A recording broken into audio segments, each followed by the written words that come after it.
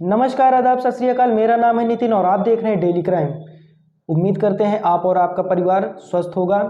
तो आज की कहानी की शुरुआत करते हैं हम एक ऐसे कातिल की जो 2 महीने तक कत्ल करता रहा और मरने वाले को पता भी नहीं चला। कत्ल हुए 2, मगर पुलिस रिकॉर्ड पर सिर्फ एक ही दर्ज हुआ। शादी, अफेयर, साजिश और फिर 2 महीने तक कत्ल। मुंबई में मर्डर की एक अजीब कहानी। एक पुरानी कहावत है, हर जुर्म के पीछे केवल 3 चीजें ही कारण होती हैं, जर, जोरू और जमीन। यहां जर का मतलब दौलत, जोरू का मतलब औरत और जमीन यानी प्रॉपर्टी। वैसे आज के बदलते दौर में इस कहावत में काफी बदलाव आए हैं, लेकिन कई मामलों में अभी भी ये कहावत पूरी तरह से फिट बैठती है। आज की कहानी भी जर, जोरू और जमीन से पूरी तरह से इत्तेफाक रखती है, क्योंकि इस कहानी में एक ऐसी साजिश है कि कातिल को ऐसा मर्डर करना था कि वो कत्ल ही ना लगे, एक सामान्य मौत लगे, और उसने वैसा ही मर्डर कर डाला। एक शख्स के पेट में अचानक दर्द उठा और उसे अस्पताल में भर्ती कराया गया। उसके शरीर की धड़कन से लेकर कई ऑर्गन अचानक फेल हो गए और उसकी मौत हो गई। लेकिन यह मौत सामान्य नहीं थी, इसके पीछे थी गहरी साजिश, वो साजिश जिसे खुद उसकी पत्नी ने अंजाम दिया था।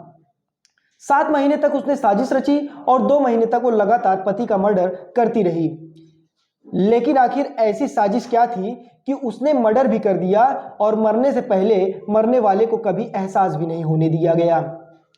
तो कहानी की शुरुआत होती है मुंबई से। मुंबई का सांता क्रूज इलाका, यहाँ के पॉश एरिया में कमल कांत शाह का परिवार रहता है। परिवार में पत्नी काजल शाह, इनके 2 बच्चे। यहाँ कमल कांत शाह की माँ भी पहले रहती थी, लेकिन इनकी इसी साल अगस्त महीने में ही पेट में दर्द उठने और फिर मल्टी ऑर्गन फेल होने से मौत हो गई। कमल कांत शाह एक गारमेंट कंपनी के बिजनेस चलाते थे। कुछ साल से इनकी पत्नी से विवाद चल रहा था। दोनों में काफी लड़ाई हुई। फिर पत्नी अपने दोनों बच्चों को लेकर पिछले साल ही अपने मायके चली गई थी।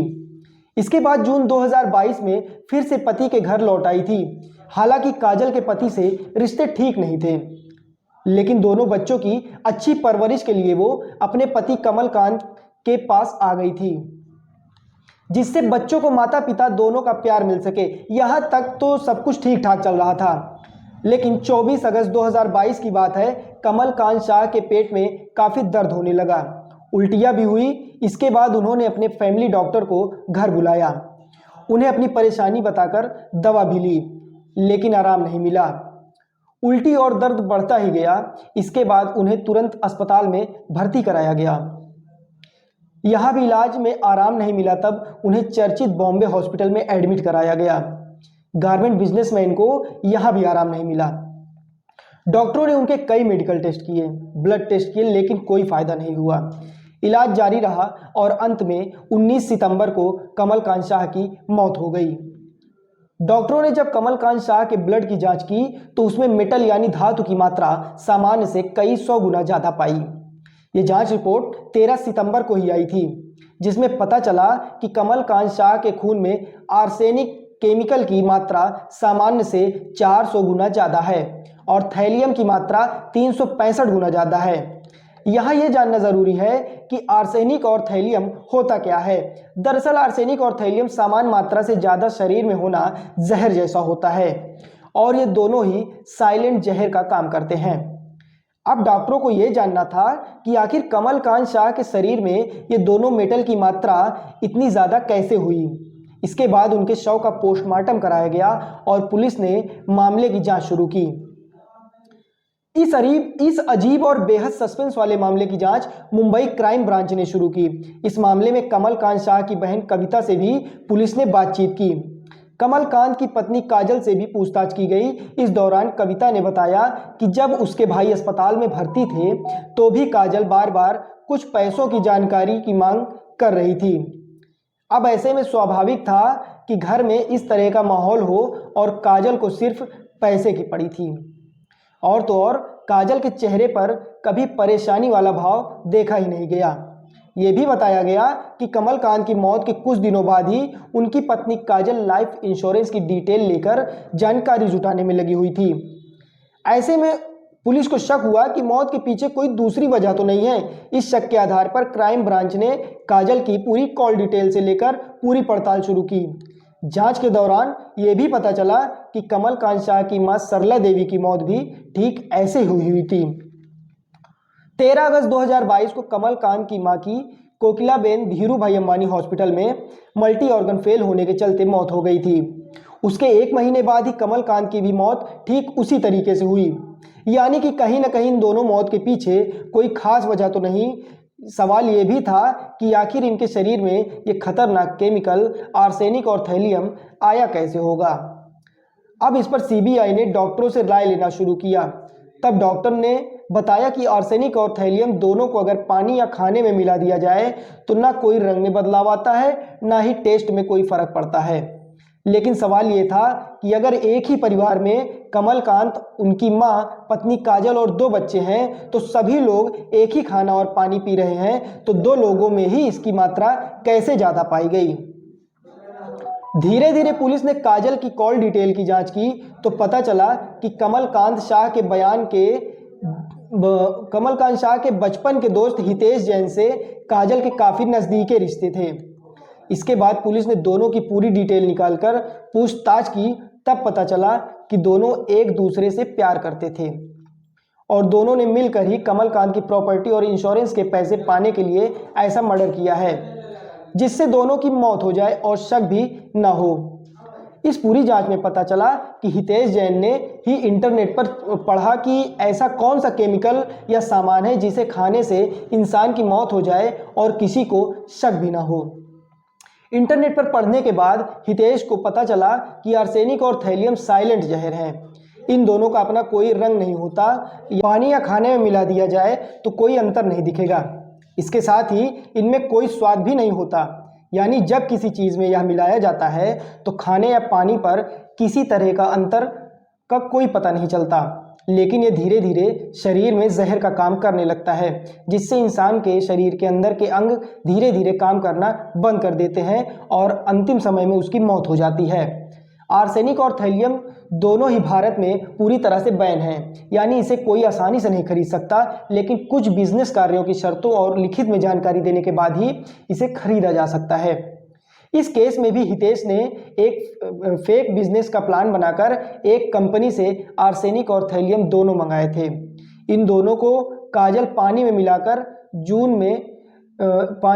जूस में पति के घर लौटने के बाद ही अपनी सास और कमलकांत दोनों को ही देने लग गई थी।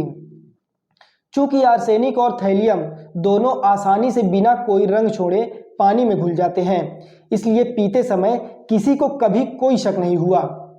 इसी वजह से धीरे धीरे उनके शरीर के अंग खराब होते चले गए। कमलकांत की मां बुजुर्ग थी, इसलिए उनकी मौत पहले हो गई। उनके 1 महीने के भीतर ही कमलकांत की भी मौत हो गई।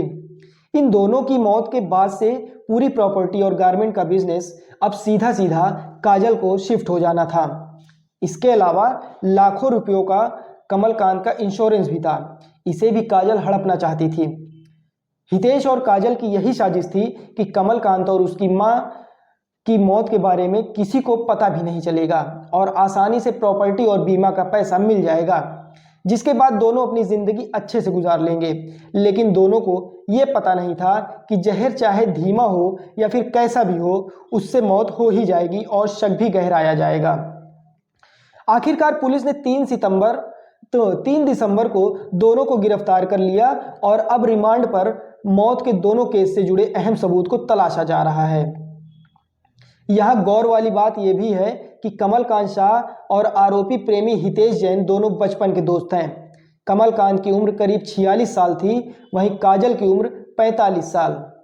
करीब 10 साल पहले शादी के बाद ही हितेश से काजल की मुलाकात हुई थी। जब कमलकांत और काजल में अनबन होने लगी तब धीरे धीरे हितेश से दोस्ती बढ़ती गई।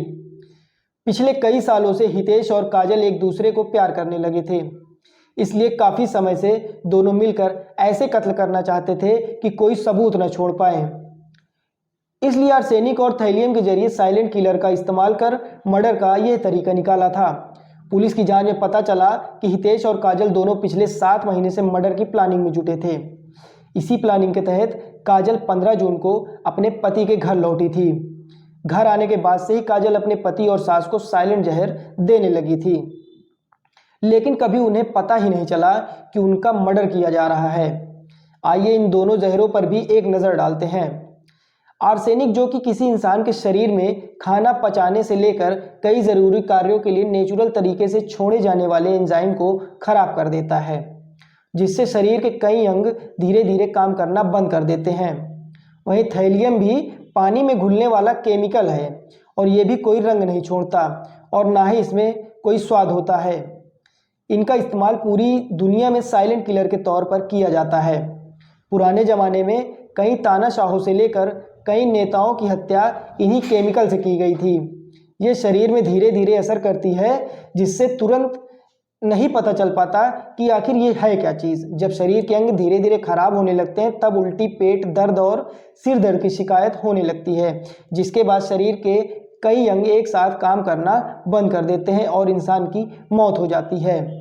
आर्सेनिक और थैलियम के इस्तेमाल से 15 से 25 दिन में ही सारे ऑर्गन फेल हो जाते हैं। फिलहाल इस केस के दोनों आरोपियों को कोर्ट द्वारा सज़ा दी जा चुकी है और जल्द ही इनकी सज़ा को आरोप तय कर मुकर्रर कर दिया जाएगा। तो आज की कहानी बस यहीं तक। तो जुड़े रहिए हमसे डेली क्राइम से। मैं नितिन नामदेव कल फिर एक नई कहानी लेकर आऊँगा। तब तक के लिए नमस्कार।